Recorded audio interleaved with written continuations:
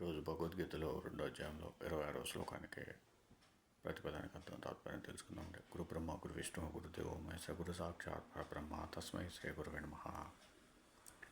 అద చైనం నిత్యజాతం నిత్యం వా మన్యసే మృతం తదాపి త్వం మహాబాహో నైవం శోచితుమర్హసి.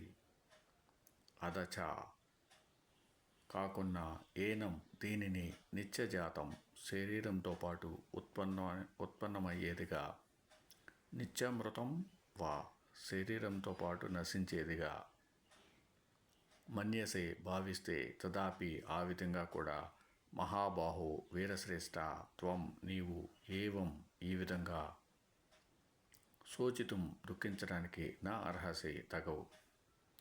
తాత్పర్యం కాకున్నా నీవు ఈ ఆత్మను ప్రతి శరీరం పుట్టినప్పుడు పుట్టేదిగా, ప్రతి శరీరం నశించేటప్పుడు మృతి చెందేదిగా భావిస్తావా?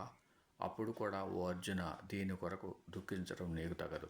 ఓం సమ సద్గురు సాయినాథ్ మహారాజ్కి జయ. ఓం సమ సద్గురు భరద్వాజ్ మహారాజ్కి జయ.